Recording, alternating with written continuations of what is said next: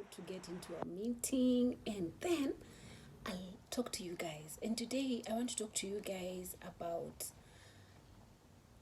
the best practices to prevent HIV and also to maintain the people who are positive on ARVs and to ensure that they are fully suppressed and they are adhering well to their treatment. So that's what's in today.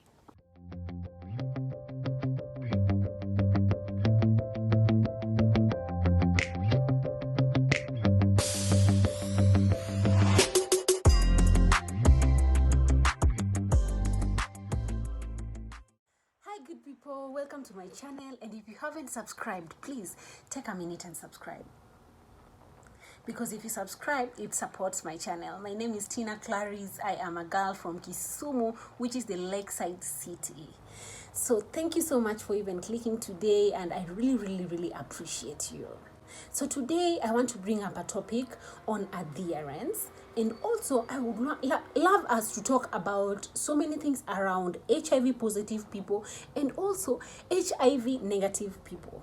If you're HIV positive, how do you keep yourself suppressed? What is our county government doing to keep the HIV positive people suppressed? And what is the county doing to ensure that that adolescent who is not HIV positive is not going to be HIV positive? So stay tuned and listen in.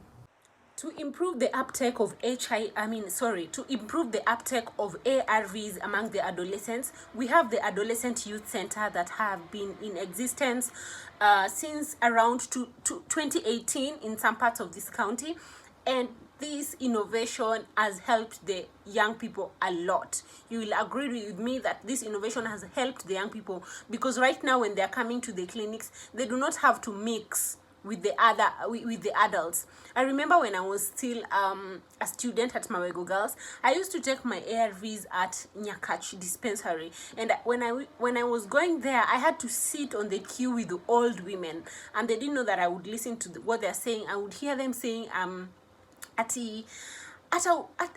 me just say in English so we all understand that this young girl has also started promiscuous behavior. So you see, young people are being looked at. Young people who are HIV positive are being looked at as people who are promiscuous, whereas that may not be the case, especially for adolescents who are born HIV positive. I'm not saying people who got it through sexual intercourse are promiscuous, but I'm just saying that the information out there is that people who are HIV positive are promiscuous. And if I was that any other adolescent outside there and I hear about such things, I would be demoralized. My spirits would go down, and I would not want to come back to the hospital, or while coming I would want to come at a place where I am alone and then there are no adults. So the fact that the youth-friendly centers were brought, it's a very good idea, because these youth-friendly centers were not only brought, but brought with all the services under one roof, so that if an adolescent walks in there and they need a prevention of mother-to-child transmission services, PMTCT, they get it there. If they need a contraceptive, they get it from there. If they come that they are sick, they do not have to go to the outpatient clinics, but their own clinician who gives them their ARVs would serve them from the youth-friendly center. So it's all under one roof. Isn't that amazing? So at the facility level, let's be at par with the activities that happen at the facility level. So we have a distribution of ARVs first of all as a service. When you come as an HIV positive person, you're supposed to get your ARVs and go back home with them. And also you're supposed to have your viral load checked at least every 6 months or annually, depending on which type of client you are. And which type of client you are may mean that you are a new client who, in that case, they need to take your baseline viral load. And depending on the results, your viral load will be repeated after every 3 months if you have high viral load. But if your viral load is normal and you're an adolescent, then it's going to be taken every 6 months, and also annually for the adults. Even as I share with you what we do here in Kisumu County, I'd invite you to also share with me what you do in your own county. So By creating the youth-friendly centers, it has made the youth to have their own safe space, and they are able to express themselves there in terms of even being able to bring out the talents in them, because when they gather there to come and take their ARVs, some of them have activities like singing, there's football, there's drawing, there's pool table where they could play. That is a very good innovation, and they get to express themselves through different ways. Okay, so there's also clubs, and the one major club that now cuts across is OTZ. The meaning of OTZ is Operation 000. This OTZ is an innovation that came about to help these adolescents be in charge of their own health. And Operation 000 means 000 comes in 3 zeros. The first 0 means 0 missed appointment. The second 0 means 0 missed drugs. The third 0 means 0 viral load. So that the whole concept means that if you have a 0 missed appointment, that means you will have all your drugs, so that you've not missed any drug because you came for your appointment on time, so that you have your drugs on time. But if you miss an appointment, that means you have missed your medication, because we assume, and that is almost the case all the time, that you are given the drugs enough for a particular period of time, that if you miss that particular period, or if you miss to come to your appointment after expiry of that particular period of time, then we assume that you've missed your drugs. And when you miss your drugs, that is the second 0. So we have 0 missed appointment.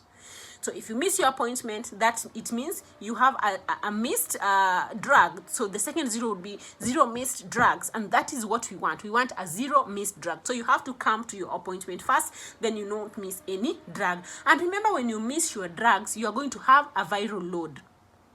I'm going to talk about what a viral load is, just in case you don't understand, in my other video, and that is why you might need to subscribe to this channel. So zero viral load just means that if we take your viral load, what we are expecting is that it's supposed to be at 0. But sometimes we still have challenges with adolescents who are missing their drugs, and now they have copies of viral load that are over 1,000. That is not agreed by the it's not very safe for these adolescents to have a viral load that is more than 1,000. So this is a club that they get to be in charge of their own health.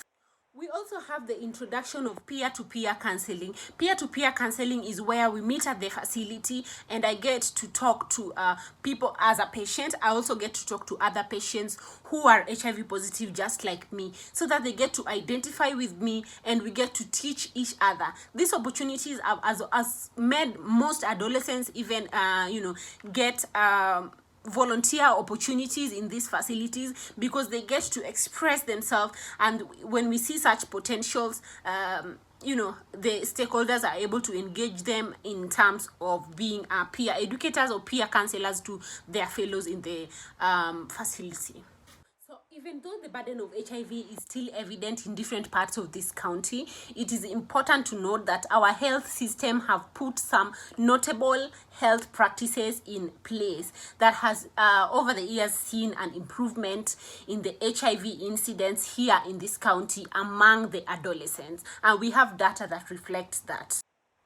We also have innovations from young people like myself. I started a community-based organization, and if you have been following my channel for such a long time, you realize that we launched my community-based organization in 2019 August, and the main objective of that organization was to see the adolescents' viral load reduced to 0, and also to see that we don't have any HIV incidents here in this country, or rather in Kisumu Central, which is the area of jurisdiction of the community-based organization that I had started. So basically what we do in that community-based organization is to distribute wristwatches to the young adolescents, and also to help them to remember their ARVs time, and also to distribute pill boxes. The pill boxes are the small boxes that they use to put their pills inside, so that they don't have to walk around with the bottles full of ARVs. Let me just show you an example. So if I have to, these are my ARVs. if I have to walk with my ARVs, maybe I'm going to school, or maybe I'm going for a sleepover somewhere, or maybe I'm going, and they have to be dangling over and over. Although me, I'm very comfortable carrying my 2 bottles. I don't like to remove my medicine inside. But then someone who is not comfortable working with these bottles, and they still have to take their ARVs every day, then we are distributing pill boxes for them so that it is comfortable for them to, you know, be able to walk around with the drugs. Amazing. We also have get-togethers, Form 1 get-togethers, so that we have adolescents who are supposed to be joining Form 1. These are adolescents who have, you know, they're used to the system at home where they come back home and take their drugs when they're coming from school, but now they have to go and stay in school, maybe a boarding school, or rather they have to go and take their drugs from school. It might be so hard for them, and so we come in as peer educators to just be able to help them understand or know how they're going to carry out themselves while in school, and what they're going to do so that they maintain taking their drugs. Because we have seen a lot of scenarios where adolescents refuse to take their drugs once they are going to Form 1. Me being one of them, although I didn't refuse at Form 1, at Form 3 I got that's a story for another day, but I went on drug holiday, and I wouldn't want that to happen to any adolescents. We are not going on drug holiday. You have to take your drugs every single day, and it is that challenge that we are going to deal with, and that's why we are here to support you. I would love to end this video from here, and I would love to hear from you. Let us interact in the comment section. Let me know what you think the county should do to people who are HIV positive here in Kisumu, or also let me know if you're a health worker, or if you got access to the information of your county regarding health. Let me know the best practices that your county are doing in order to help